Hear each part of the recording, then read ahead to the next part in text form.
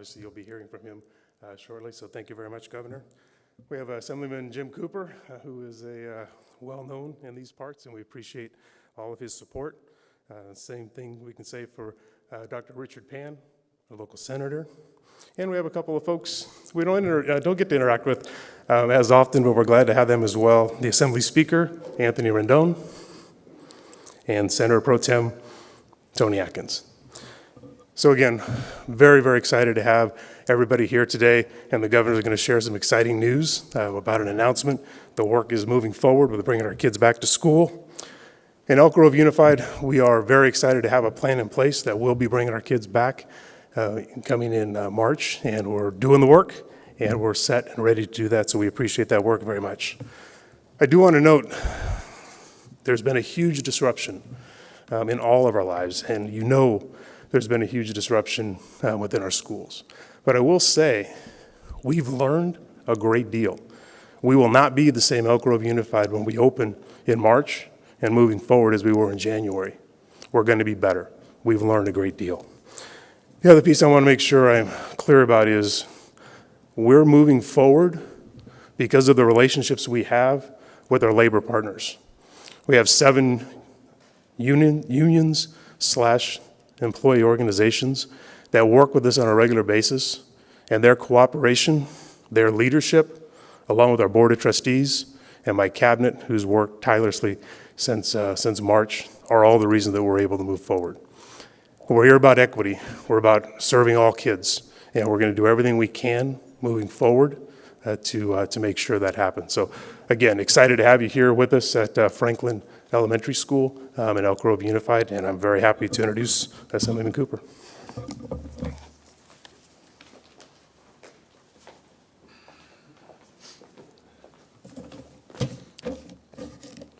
Thank you, Superintendent Hoffman, for the cases to drop and agreements to be made on the safe reopening of our schools. SB 86 and AB 86 will get the ball rolling on getting our kids back in the classroom. I look forward to voting on this bill this coming Thursday. Counties are beginning to see their case rates drops and are moving into less restrictive tiers. Just a couple of weeks ago, the Legislature and the Governor worked on a plan to get kids back to playing youth sports, and now we have a plan and an actual concrete reopening plan.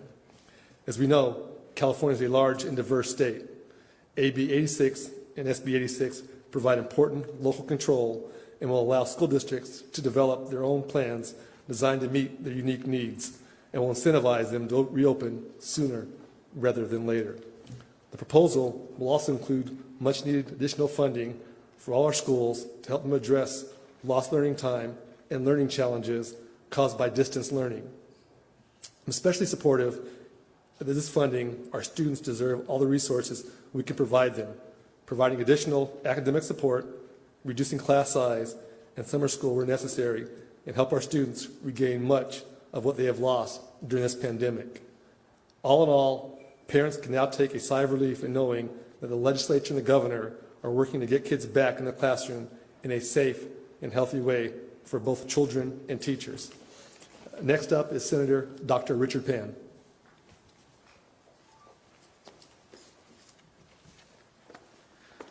Thank you very much, Senator Cooper. And I also want to, first of all, thank the Elk Grove School District, the teachers and staff who work here, the leadership for hosting this event.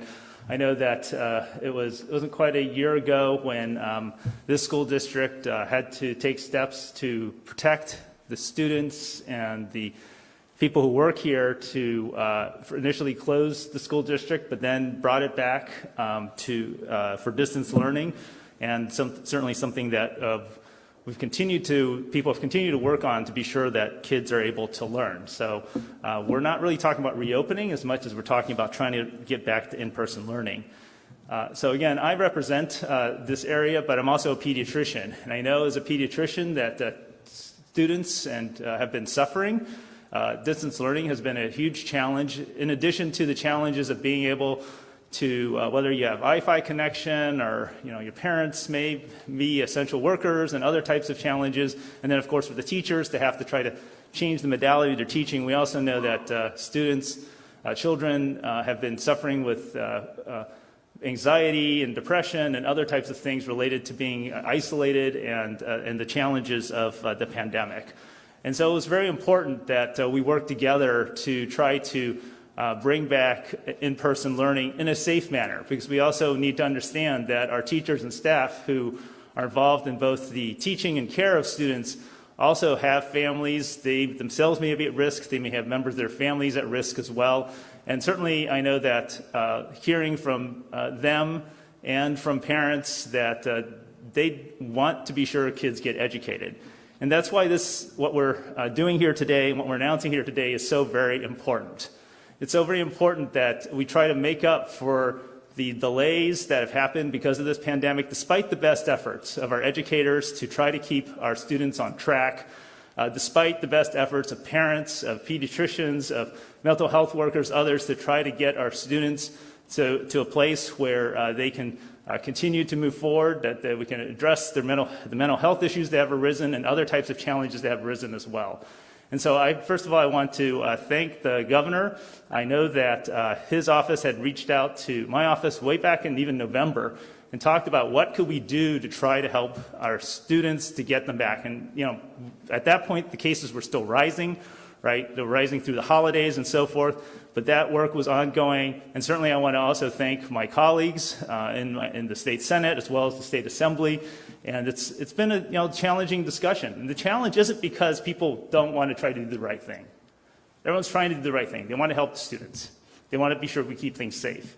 But it's certainly been a challenging pandemic, trying to deal with incomplete information, trying to figure out what kind of resources we could bring to bear. And so I really want to express my appreciation and the leadership of the governor and my colleagues, the pro tem and the speaker, and bring together various stakeholders and say, look, let's figure out what we can try to do to address all these particular challenges and come up with an agreement that we can get resources to school districts like Elk Grove, like other school districts throughout the country, across our state, who need help to be able to try to get back to in-person learning, right? Who need more resources, who have to do mitigation, right? We got cohorting, we got testing, we got lots of other things we need to do to keep people safe, but require more resources and help so we can do this.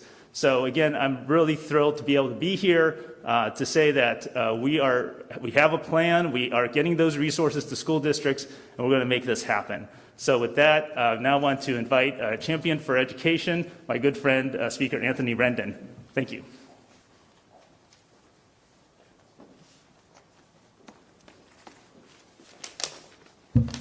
Thank you, Senator Pan. Good morning. It's important that we do not think about schools as just a part of California's budget, although education is that. We cannot merely think of school seats as a safe daytime place for our children, though surely they should be that.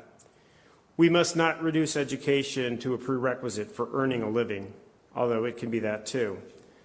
When schooling is done right, it does so much more. It opens worlds and challenges hearts. When education is wrong, it is we who have failed the children. It is not the children failing school.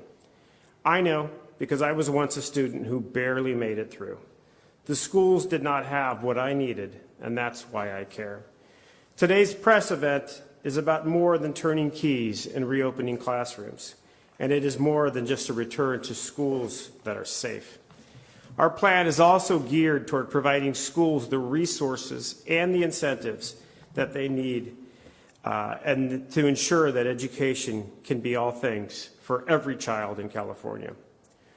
We are here at this school today because the governor and the pro tem have worked with all of us together on this.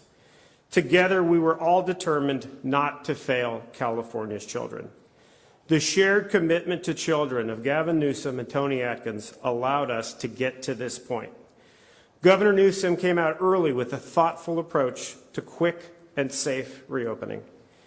Pro Tem Atkins and the Senate teamed with the Assembly to develop a strong legislative plan that took the governor's leadership as a signpost. In the end, we all reached agreement on this plan. The policy know-how of 3 of our key Assembly chairs was also necessary to make this plan work. We all owe thanks to Assembly members Phil Ting, Kevin McCarty, and Patrick O'Donnell. And of course, we owe thanks to every teacher, every staff member, every parent, and every student who had to bear with the disadvantages of learning in a pandemic world. We appreciate your tenacity and your creativity. It is what gives us hope for the future and a belief that we must keep working to fulfill the promise of education in California. It's my honor to introduce my legislative partner, Senate Pro Tem Tony Atkins.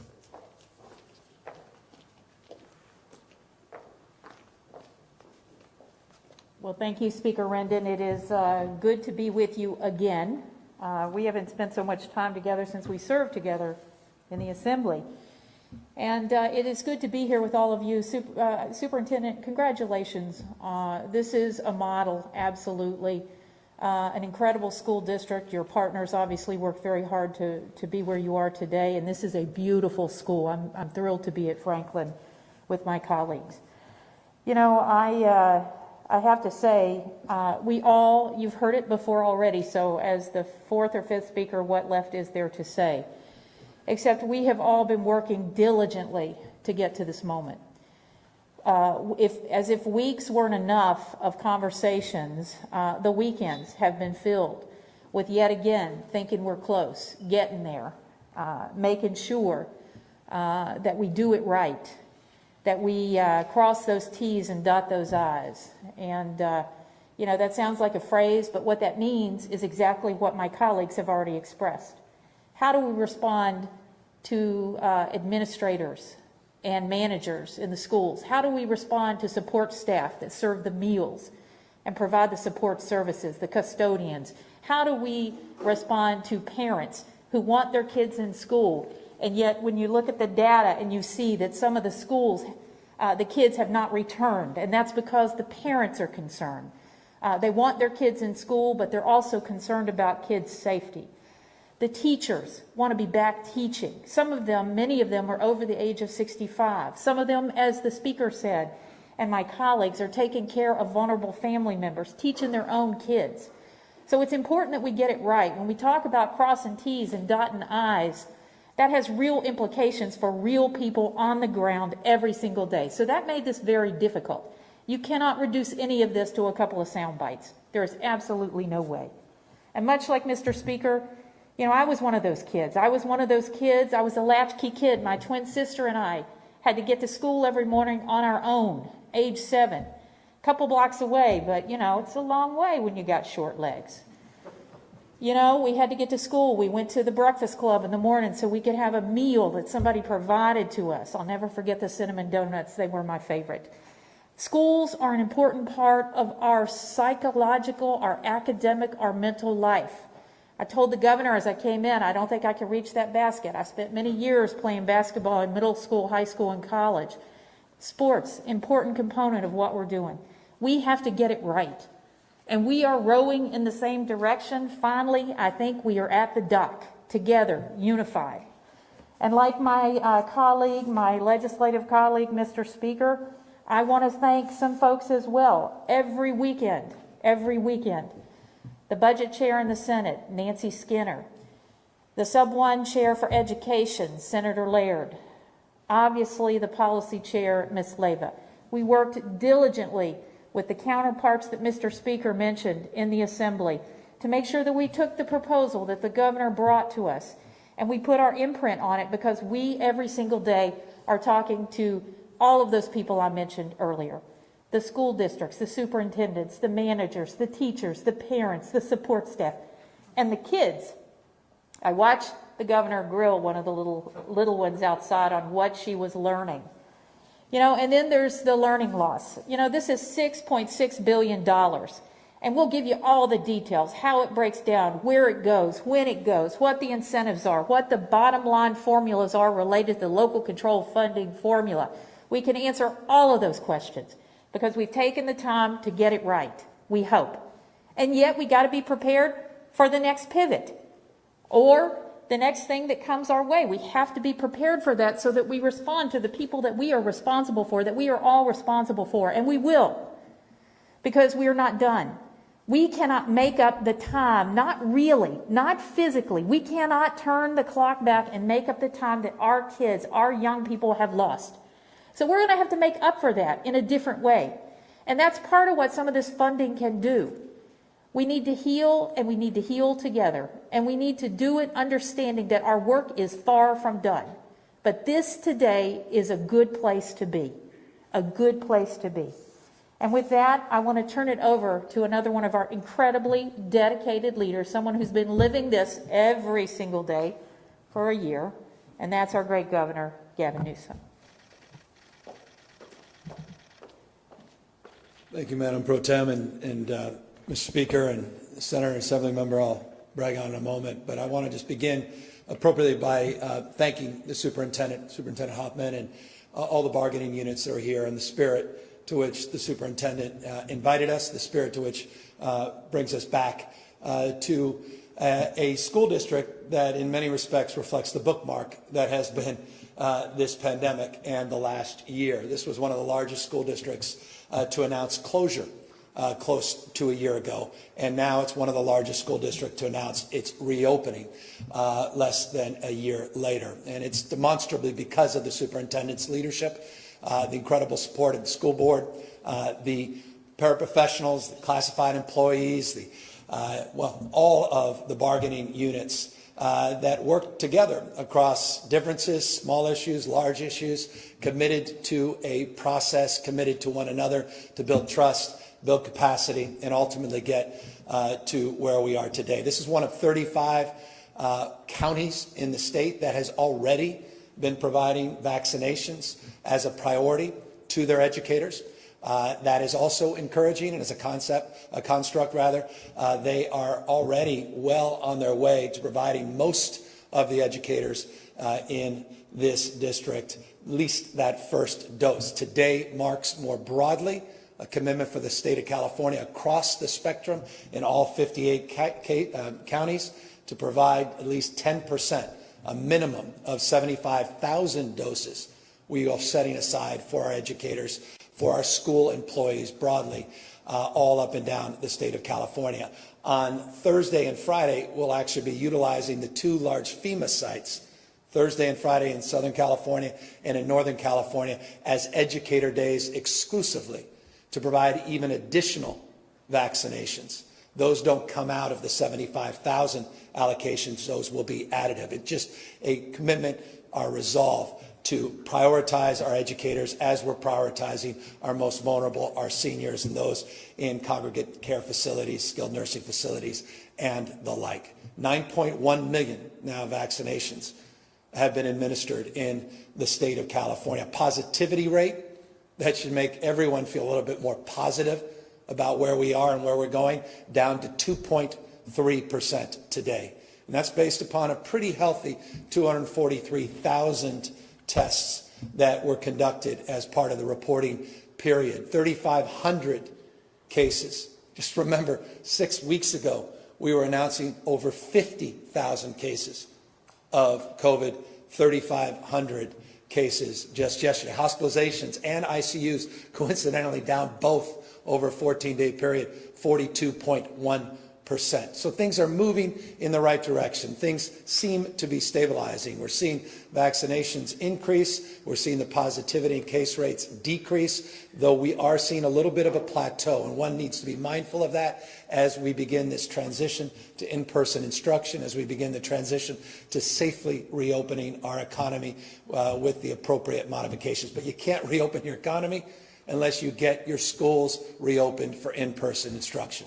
You can't meet the cause that should unite every one of us, the issue of equity, and that's not just on the basis of race or ethnicity, it's also gender equity, unless you commit to getting our schools safely reopened in person. Single mothers, in particular, that are celebrating, I imagine, this day compared to many other previous days.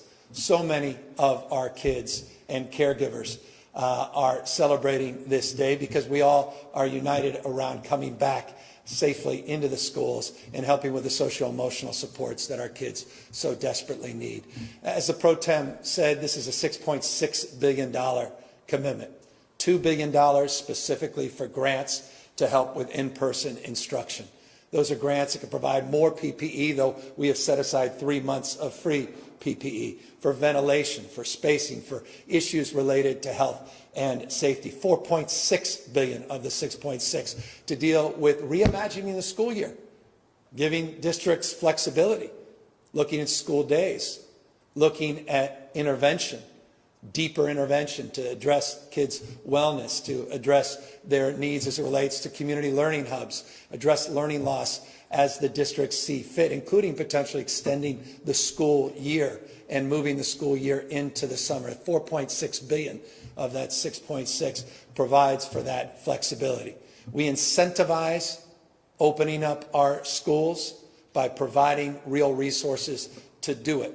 We expect that all of our TK to 2 classrooms open within the next month. We want to see more happen beyond that for unified, going into red tiers. It's TK to 6, and it's a commitment to 1 grade in middle and high school. And our core belief is this: once you dip your toe in, once you build a cohort confidently, once you build trust, then we will start to see a cadence of reopening across the spectrum. But again, on the basis of building confidence and trust, not only for the caregivers, not only for our educators, but for parents as well that may be hesitant to bring their kids back in school as well. So we start with cohorts of those of greatest need, of greatest risk. And by the way, it's not just TK to 2, it includes our homeless, it includes our foster kids, it includes kids without devices, without the internet.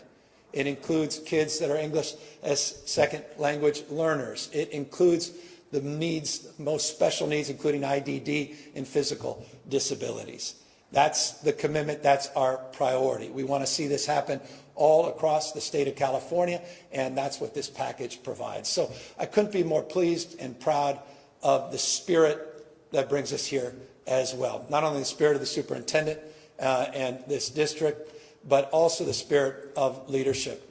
You know, the pro tem made a comment that I smiled under my mask about the speaker, myself, pro tem, spending so much time together, though those two in particular, more than they have in some time.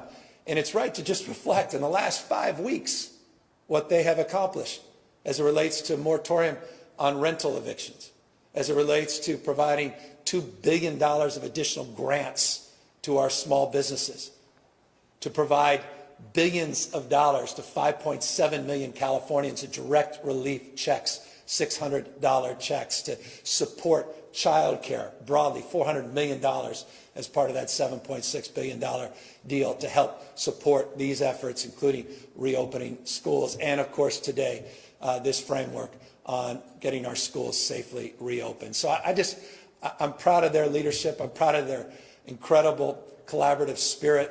The speaker and the pro tem and I have been spending a great deal of time together, not only on these 3 critical issues, but a series of other issues on sick leave and issues of conformity on PPE, PPP. If I haven't lost you, you're not paying attention, on many other issues. And we want to take that momentum, that spirit forward, working with the Assembly, working with the Senate, working with Senator Pan, who's been an incredible champion of all of these efforts, Assemblymember Cooper, who's been insistent that we move deliberatively but thoughtfully as well. And so I'm here in that light and in that spirit of gratitude and respect for their leadership and this moment where we can announce this agreement. And I look forward, after that vote on Thursday, to quickly signing this and moving forward to celebrating the reopening for in-person instruction of schools all up and down the state of California. And with that,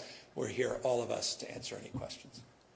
Governor, I'm Adam Beam with the Associated Press. If things keep going the way they are in California, do you believe by the end of this month that most, if not all, of the counties will be in the red tier? Well, I know this, that tomorrow we are likely, and we're getting the final information, to announce 7 additional counties moving into the red tier. This is on top of the 11 that are no longer in the purple tier. So it would represent roughly 17, 18 counties, plus or minus, we'll see what happens tomorrow, that will be out of the purple tier. We'll also preview tomorrow, as we do every Tuesday, the expectation of what will occur a week later, where we anticipate even more momentum still. So you're absolutely right to ask that question. But the good news as it relates to this school deal, we're not waiting to get out of this purple tier in order to get our kids safely back into in-person instruction. And that's what's so meaningful to me, that we're not slowing down, we're now accelerating the pace of reopening. But I'm very encouraged by the stabilization, the case rates, the positivity rate, and indeed, correctly, you're right, we do anticipate a majority of Californians in the next few weeks to be residing in counties that have moved out of the most restrictive purple tier. And I understand the plan itself, while it does define what in-person instruction is, it doesn't set, a time limit that says you have to meet in person this many hours per day. Why was that not included? Are you concerned that districts might, just have students meet, just for an hour a day or so and count that? I'm not. I'm not for one reason. Our teachers and our cafeteria workers, our food workers, our bus drivers, our custodians, they want the sights and sounds. They want kids back safely in school. I just think, once we break through, it's the old adage, once a mind is stretched, it never goes back to its original form. Once people feel confident we can safely do this, once we prove this out, TK to 2, these smaller cohorts, I have all the confidence that it's almost like a flywheel, that you're going to start seeing much more rapid pace of reopening. I don't think no one I talk to, at least, and I talk to plenty of people across the spectrum on this issue. People are supportive, people are cautious, people that are just uninterested in moving. They all share one thing in common, and that's a commitment to do the right thing. But their concern, their fear, their apprehension has gotten in that way, and that's what we hope we're clearing. And so I'm confident people won't be gaming the system like that. Governor, Emily Maha with KCRA. We've been collecting some data from districts in our area, and we have found that some teachers are opting not to be vaccinated.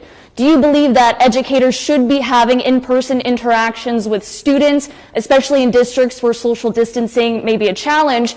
And if teachers opt not to be vaccinated, should parents have the right to know if their student's teacher is not vaccinated? Yeah, I think everybody that wants to be vaccinated should be vaccinated.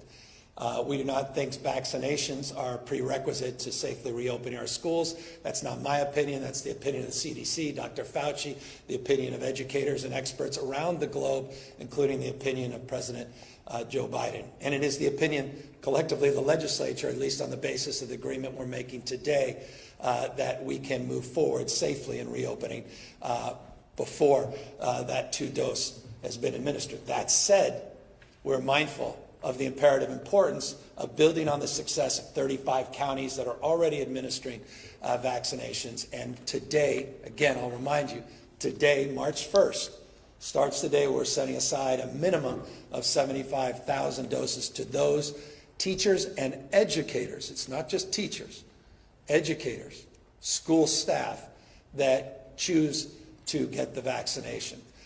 We are hearing, in fact, we were just talking to the superintendent about some of the success he was having here, that the vast majority are very eager and supportive of receiving these vaccines. And now, as you know, this week we'll have a third vaccine, and that's the single-dose J&J vaccine, which will provide yet another alternative, another option for people that choose simply a 1-dose regimen versus a 2-dose regimen.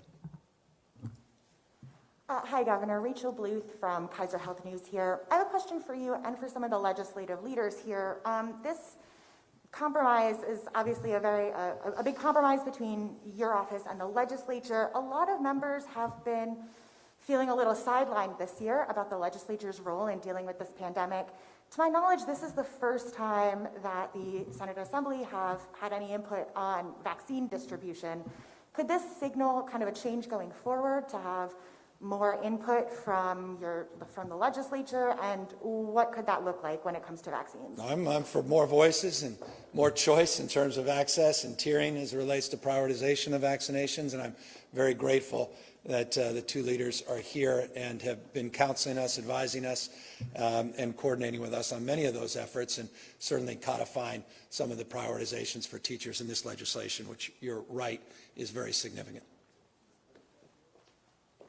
Thank you for the question. I would just say, as someone who represents 40 senators or 39 others, and my partner here, 120 total, I can speak for him, but we've had many caucus meetings. We have had working groups who have worked in partnership with the governor's staff and office on all of these issues, on vaccines, on distribution. I mean, we've had more working groups coming out of the Senate specifically. We have a pandemic working group that was chaired by Lena Gonzalez from Long Beach, now by Josh Newman from Orange County. We've had more caucus meetings because I want my colleagues to be as informed as possible. Their communities are the ones with questions, and I will just see. So I believe we've had more conversations that I historically remember in the 10 plus years I've been in the legislature. Yeah, I don't have a lot to add other than to echo the pro tem's comments. Assemblymember Jackie Irwin has led a legislative working group on vaccines and vaccine distribution. Our health chair, Jim Wood, has been incredibly involved in not only in oversight, but also in conversations in and around the issue of vaccines. Dr. Joaquin Arambula, who chairs our budget sub-1, has similarly been involved. Folks like Jim Cooper from the legislature, from the assembly, have been involved as well. So we've been fully involved and appreciate the governor and the Senate's cooperation on these matters. Thank you. And just to sort of add on to our legislative leaders, I chaired the Senate Health Committee, and I know that I personally have been participating in practically weekly meetings with the governor's staff. I actually was able to join the governor in Cal Expo to talk about vaccines, and well, certainly, and away from the press event, we've had a chance to have those conversations as well. So I would actually say that the governor's office and Governor Newsom has actually worked closely with the legislature. Do we always agree? Not always, but certainly the door has always been open, and we've always proactively had many conversations about things like vaccine distribution and other types of issues as well. Certainly as chair of the Health Committee. Thank you. Also, when you think of Dr. Pan, one of the first things you think about is vaccinations. So not just the chair, profoundly important voice on this subject. So thank you, Doctor, for all your work. Governor, question, John Myers from the Los Angeles Times. One of the things that seems key to getting more kids on school and operating this from the state is understanding how many cases there have been at schools that are open. Your administration still has a document online from January 14th instructing for that data. We still don't see the data. So what can you tell us about it? What do you know? Because it seems that that's a big question that people want to know how safe these schools have been that are already open. Yeah, so we have been providing that data on an updated basis, but we have now specifically set aside money in this agreement to hold us to account and to enforce the efforts with more transparency. We've incorporated a strike team with DPH that's working very collaboratively with districts currently. We've codified that in language, providing tens of millions of dollars for enforcement and oversight and data collection. We put a Safely Reopening Schools Hub website up as well a few weeks back as a preview of some of the more dynamic efforts that we'll be putting into place to have more timely reporting of information. There is specific language in this agreement as it relates to reporting, 24-hour reporting requirements for any cases. It has correction strategies as it relates to multiple outbreaks and what we can and cannot do. So we are laying that groundwork very, very prescriptively in this legislation. Just to follow up, Governor, I'm on the website right now under transparency, case reporting by schools. It's not there. So you said it's been released. Where is it? Well, my point of the legislation is to provide much more detailed and timely information. As it relates to November, December, and January, those numbers are put up. We've been working with the legislature in the last 30 days to put together a completely different framework and strategy with different execution requirements, different criteria, and much more robust transparency, including resources to provide that information in a timely manner. So let me thank you for the follow-up, so I can lay that distinction as it relates to what's in this legislation versus what we had in the past. Governor Katie Orr with KQED News. I wonder, given that schools with this money will be able to extend their school year possibly, if you're expecting many districts to actually do that, because of course teachers have been teaching this whole time, just not in school, and if you're getting any pushback from unions who say, you know, our teachers need a break. Well, the bottom line is we're providing flexibility. That $4.6 billion in learning loss flexibility provides for more peer-to-peer counseling, more investment in mental health, more counselors, provides more interventions across the spectrum that could extend the school day as well as opportunity to extend the school year. That's going to be determined. We also have provided not only that $4.6 billion in learning loss, but as you know, the federal government has provided us $8.5 billion in CARES Act 1 and CARES Act 2 dollars that also are supplementary and supportive in addition to the Prop 98 resources. And that, by the way, does not include the resources that we anticipate coming from what becomes of the $1.9 trillion new stimulus. So we have resources that will allow us more flexibility, more opportunity in the next weeks and months to answer that question in a much more robust way, depending on conditions. But I appreciate the point you made, and I'll just briefly comment on that our teachers have been teaching, that we have been committed to our kids, and I just want to recognize that. And it's not just our teachers. We were just talking to a representative from AFSCME, and all the classified employees they have, they're here at the school site, have been. Some of our psychologists have been.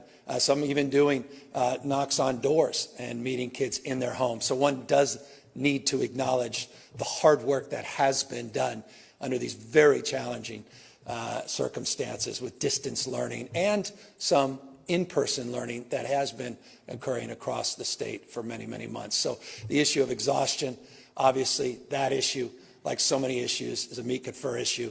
It's an issue for the memorandums of understanding. It's an issue to work across the bargaining table to figure out, but we have now more resources to help figure that out than we've had in the past. One more quick question. If and when the vaccine is approved for children, do you anticipate it being added to the list of mandatory vaccine kids need to attend school in California? Yeah, I'm going to wait. Look, on the J&J, we have a Western States Scientific Advisory Committee that's meeting today on the safety and efficacy of the J&J vaccine. We anticipate a little over 300,000 vaccines to arrive later this week at the FEMA sites. We had an ability to order 380,300. We're anticipating a little over 300,000 arrive at the rest of the week. The reason I mention that is to make this point. We need to look at the safety and efficacy of vaccines as more information is forthcoming from the FDA, guidelines come out from the CDC. Our Western States Advisory Group will take a look at the safety and efficacy for those younger cohorts. We'll be guided by their facts, their determination, science, before we make any determinations of mandatory, voluntary, and when indeed those will be made available for people of younger age and younger cohorts.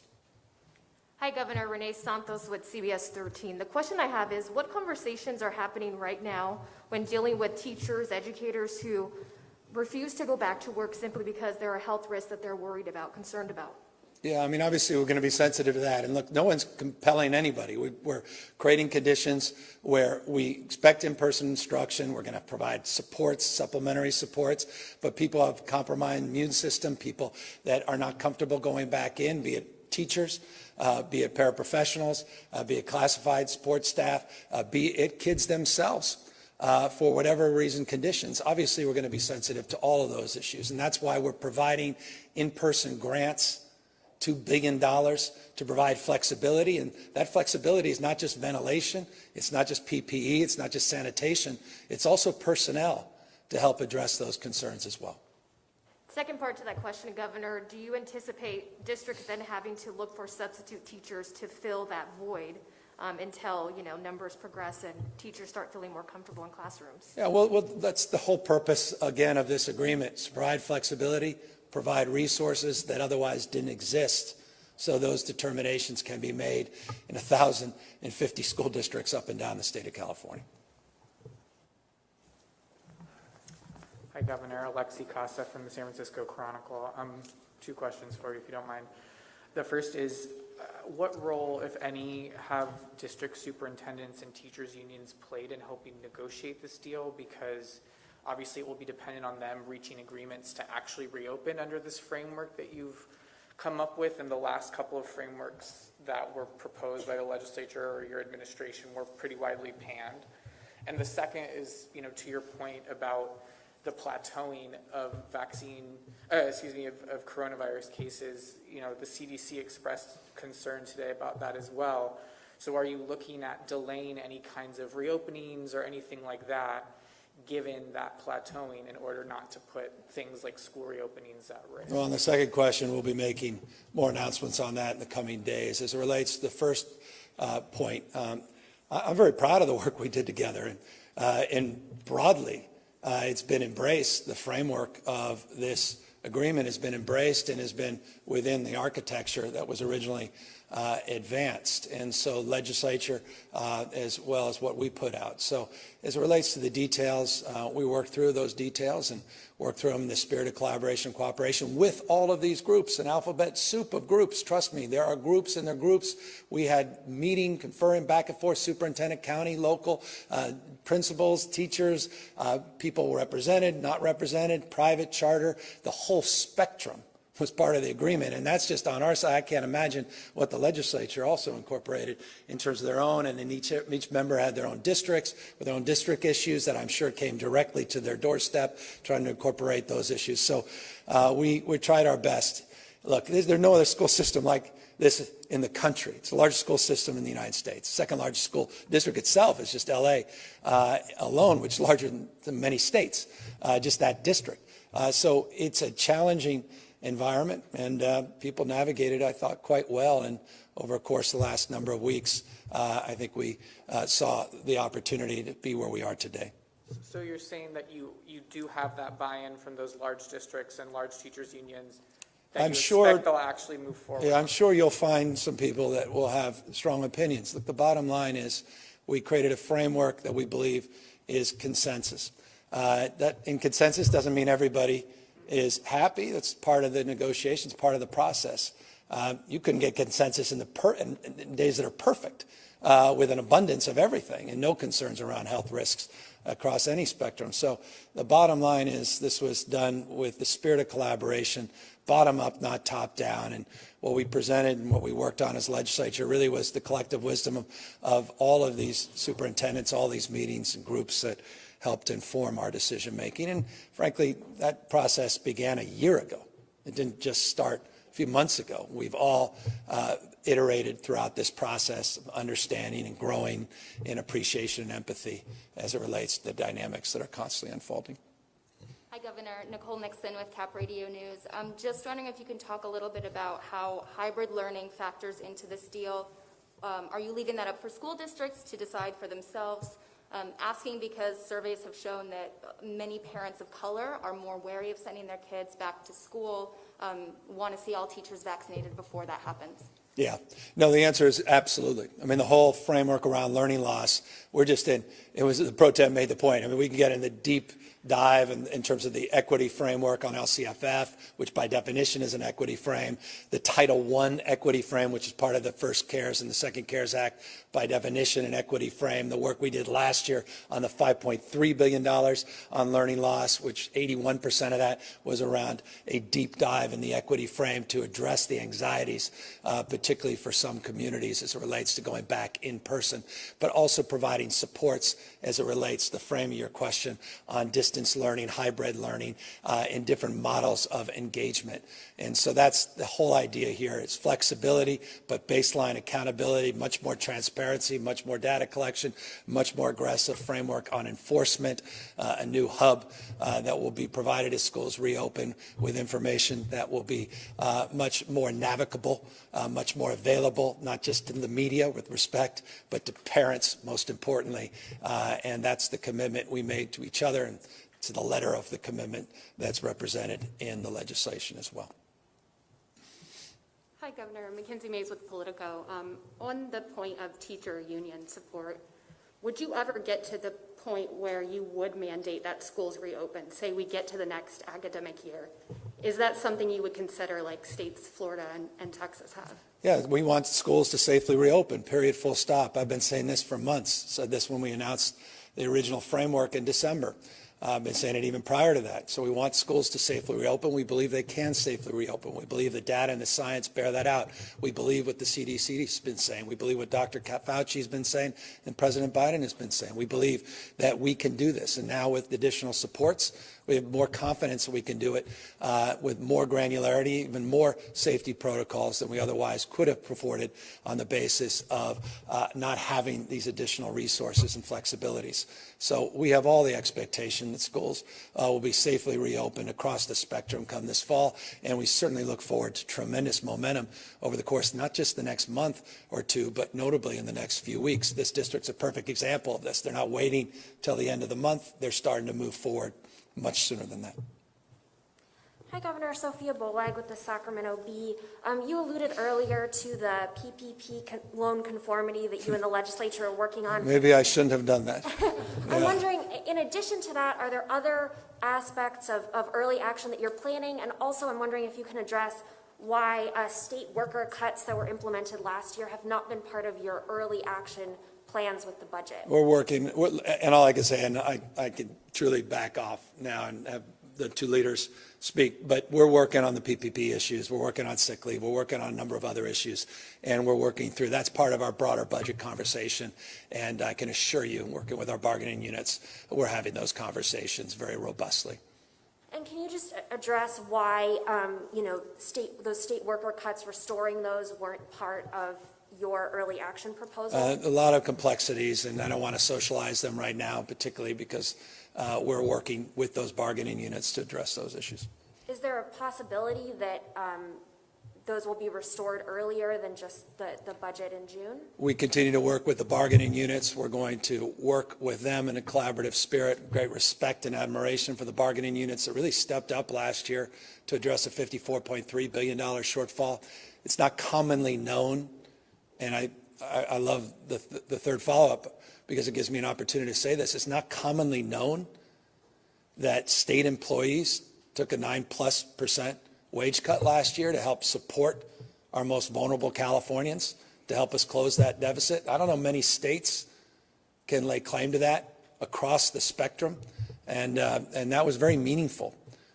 My staff took those cuts as well. I did, and so we're very cognizant of our fiscal health changing radically as now we're enjoying record reserves, and we are enjoying a significant surplus, operating surplus this year, mostly one time, that we are certainly committed to working with those same bargaining units that stepped up for us last year to address their concerns moving into the future. Hi, Governor. Ashley Zavala with Nexstar Media Group. I'm just following up on John's question about the outbreak data in schools that are currently open. The last time we did get an update from CDPH was for the month of January. I was wondering if you, off the top of your head, might have that number for February. And in that same vein, is there a mandate in this agreement between you and the legislature on, I know you see a bright light, but a contingency plan in the event that COVID-19 becomes widespread again in communities across the state? Yeah, I mean, look, no one's ideological about any of this. We're open argument, interested in evidence. We want to see where the epidemiology goes. We want to see what happens with these multiple variants. We have 2 West Coast variants. We're concerned about the South African variant. We don't have a Brazilian variant yet. We'll see if that happens. Obviously, we're concerned about the UK variant, over 200 cases now reported. We're all mindful of that. And so that, the future will unfold, and we will be very responsive to those changing conditions and those concerns. Anytime you pass a program, we didn't solve a problem. I mean, program passing is not problem solving. You got to implement, you got to apply, and in that application, you got to deal with intended and unintended consequences. So by definition, we're going to be sensitive to the changing realities and these mutations. But at the same time, one needs to be just honest with people and level set. That we're down to 2.3% positivity rate. I mean, there's only 8 states in the country that have lower positivity rate. That this state is in a very different place than it's been in a number of months, certainly where we were 6 weeks ago. And as a consequence, where you have over 9 million vaccinations now that have been administered, and the prospect, we're going to get 1.58 million this week. We'll get 1.64 next week. J&J now being authorized, more vaccines on the horizon, more capacity in our ICUs and hospitals with surge plans that are very, very well oiled in the context of what we just weathered in the last 8 weeks. That we are in that phase, that transition phase, where we want to lean in and we want to step up, get our kids back in school and get our businesses back open safely with modifications, still wear masks, still do all the non-pharmaceutical essentials to mitigate the spread, particularly with those variants out there. But obviously, we'll be mindful. Now, as it relates to the data, as I said, the data, January and November and December is made public in the last month. We've been working with the details of updating this data and those criteria, and we'll make sure you see the language specifically as it relates to the expectations on data reporting, 24-hour periods, et cetera. We'll present that to you, and we'll see where we are. And I'm happy once I have those February numbers to provide those to you as well. But I can assure you, based on the January number, it was lower than the December number, which is interesting because January, we were dealing with the midst of a massive surge. Of course, there may have been underreporting. No one's naive about that.